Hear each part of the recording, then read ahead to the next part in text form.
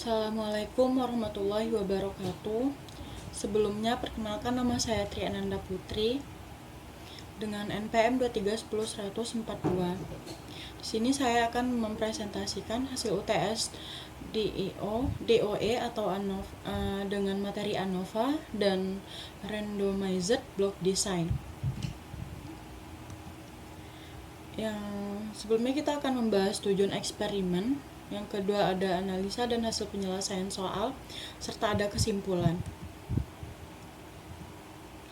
Tujuan eksperimen ini dilakukan untuk memahami bagaimana faktor-faktor tertentu memengaruhi hasil suatu proses melalui penerapan metode design of experiment dari hasil analisis. Diketahui bahwa jarak objek berpengaruh signifikan terhadap waktu fokus mata, dan perbedaan antar individu juga berperan, sehingga penggunaan rancangan acak kelompok dianggap tepat.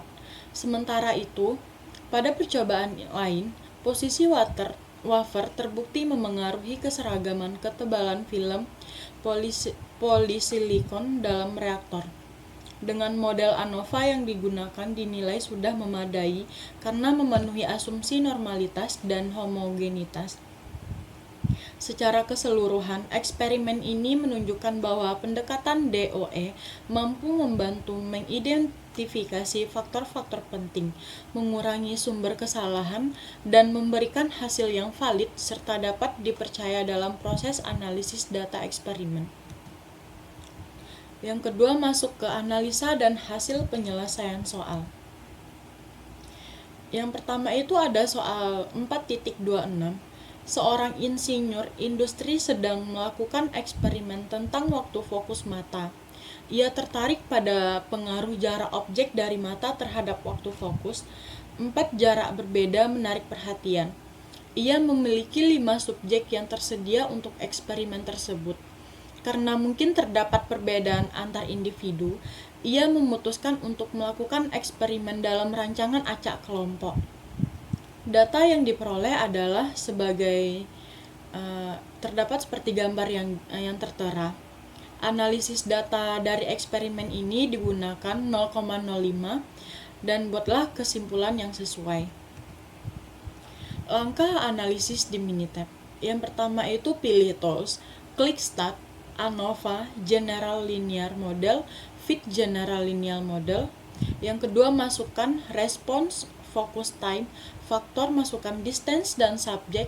Di bagian covariates dikosongkan. Selanjutnya klik OK.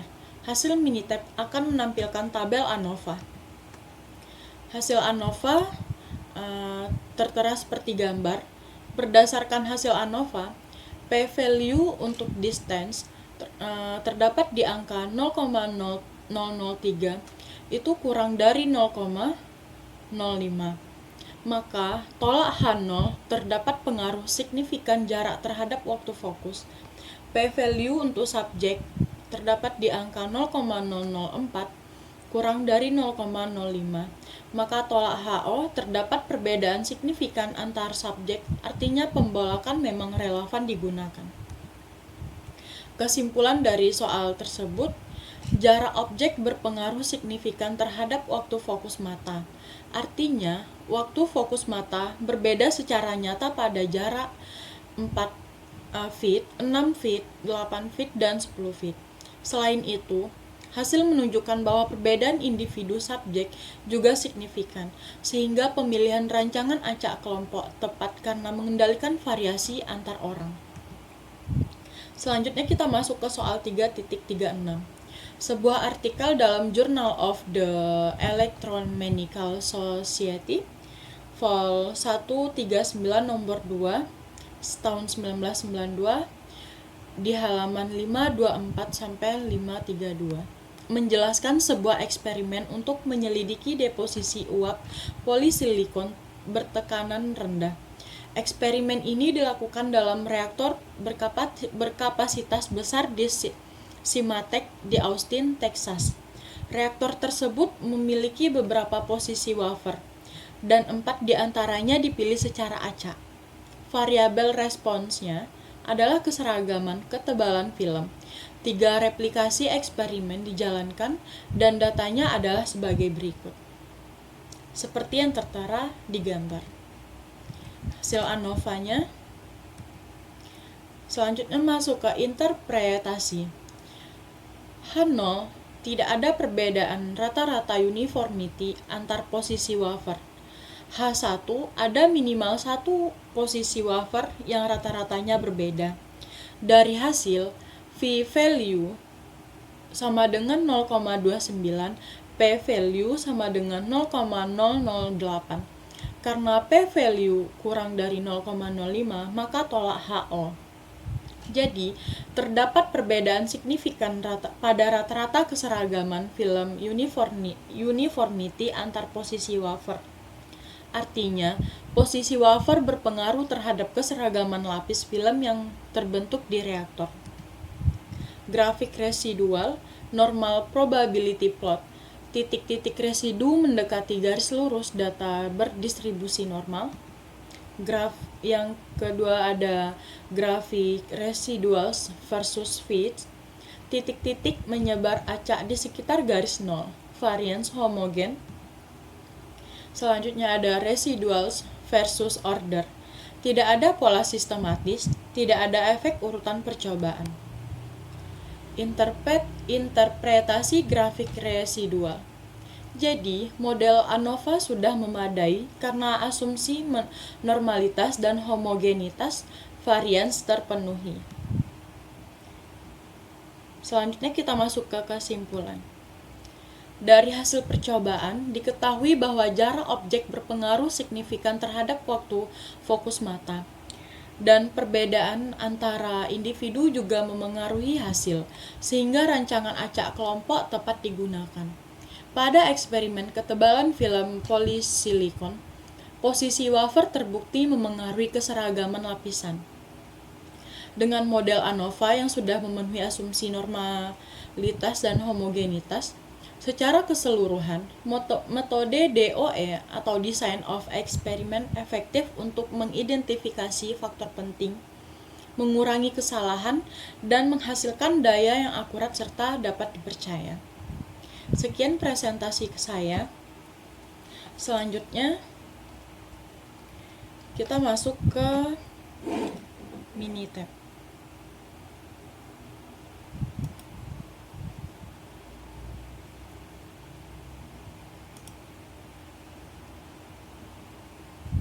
Di sini kita akan mencari soal di 4.26 terlebih dahulu. Yang pertama kita klik Start. Pilih ANOVA. Masuk ke General Linear Model dan selanjutnya masuk ke Fit General Linear Model. Masukkan response.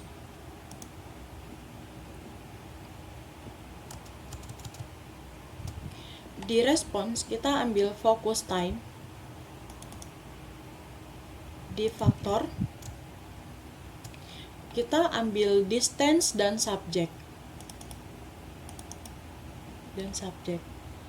Di convarieties itu dikosongkan. Selanjutnya klik OK.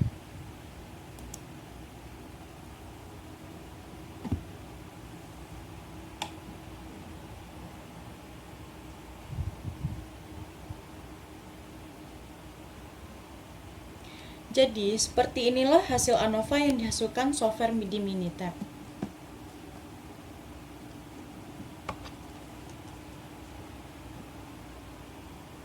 Interpretasinya, P-value itu terdapat angka 0,003 kurang dari 0,05. Maka HO ditolak, terdapat pengaruh signifikan jarak terhadap waktu fokus. Yang kedua, P-value untuk subjek. Terdapat angka 0,004 kurang dari 0,05. Maka tolak HO, terdapat perbedaan signifikan antar subjek. Artinya, pembelokan memang relevan digunakan. Kesimpulannya, jarak objek berpengaruh signifikan terhadap waktu fokus mata. Artinya, waktu fokus mata berbeda secara nyata pada jarak 4 feet, 6, 8, dan 10. Selain itu, hasil menunjukkan bahwa perbedaan individu atau subjek juga signifikan, sehingga pemilihan rancangan acak kelompok dapat tepat karena pengendalian variasi antar orang. Selanjutnya kita masuk ke soal 3.36.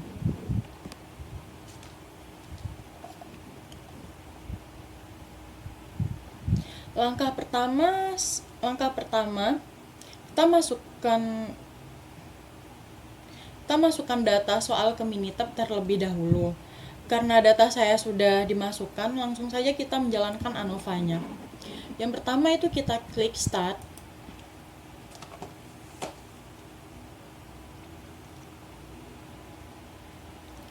Kita pilih ANOVA, kita pilih One Way, pilih Response. Itu ambil di Uniformity dan faktor di Position. Selanjutnya kita klik OK. Jadi seperti inilah hasil ANOVA yang dihasilkan software Minitab.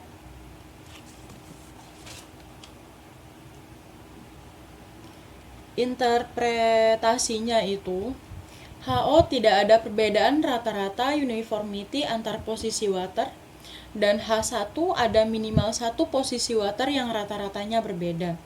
Dari hasil F value terdapat angka 8,29, maka tolak HO. Dan yang P value itu terdapat angka 0,08. Karena P value kurang dari 0,05, maka tolak HO. Kesimpulannya, terdapat perbedaan signifikan pada rata-rata keseragaman film atau uniformity antar posisi water. Artinya, posisi water berpengaruh terhadap keseragaman lapisan film yang terbentuk di reaktor. Selanjutnya masuk ke soal yang B, perkiraan variabilitas akibat posisi water. Lihat di kolom ADJMS di baris position itu terdapat di positionnya itu terdapat di angka 5,4066. Selanjutnya kita masuk ke soal yang C, perkiraan komponen galat acak. Lihat di kolom ADJSS di baris error itu terdapat MS errornya di angka 0,6522. Selanjutnya kita masuk ke analisis residu dari eksperimen ini dan berikan komentar tentang kecukupan model langkah-langkah di Minitab. Saat di jendela One Way ANOVA, klik tombol Graph.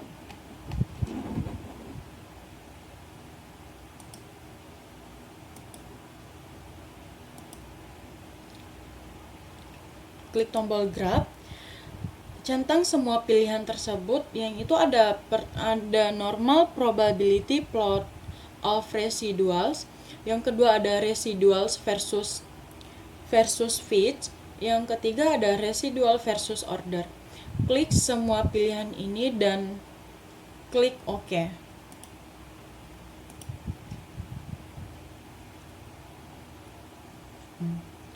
Interpretasi grafik residual itu yang pertama ada normal probability plot, titik-titik residual mendekati garis lurus, data berdistribusi normal. Yang kedua ada grafik residual versus fit.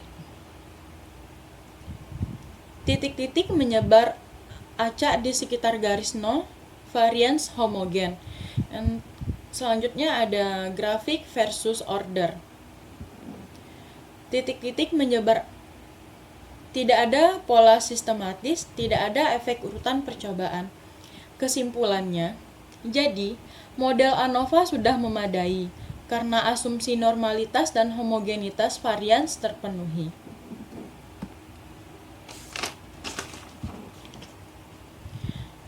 Selanjutnya kita masuk ke pembahasan UTS di soal nomor 2.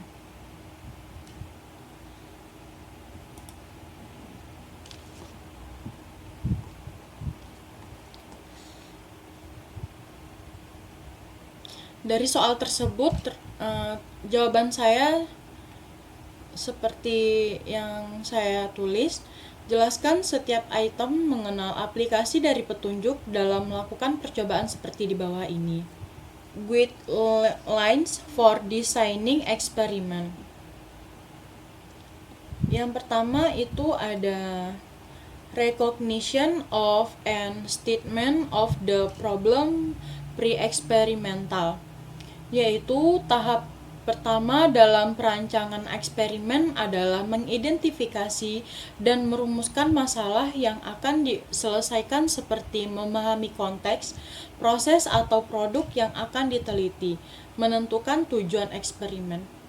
Yang kedua ada selection of the response variable. Variabel respon adalah hasil atau output yang akan diamati dan diukur untuk mengevaluasi pengaruh faktor-faktor yang diuji. Yang ketiga ada choice of the factor, levels, and rank. Faktor adalah variabel input yang memengaruhi variabel respon. Setiap faktor memiliki level dan rank. Pemilihan faktor, level, rank harus dilakukan berdasarkan pengetahuan proses. Yang keempat ada choice of experiment design.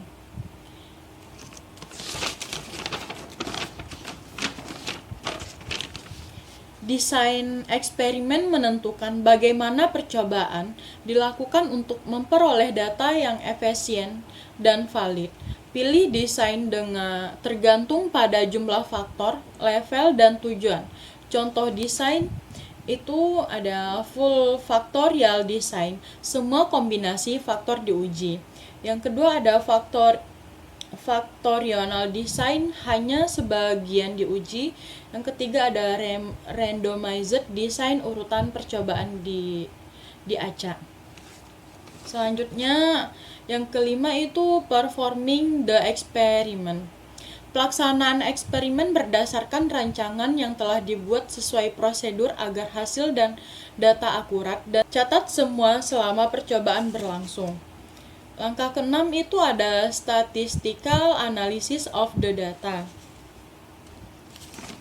Data hasil eksperimen dianalisis untuk mengetahui pengaruh faktor terhadap variabel respon. Analisis yang umum digunakan ANOVA dan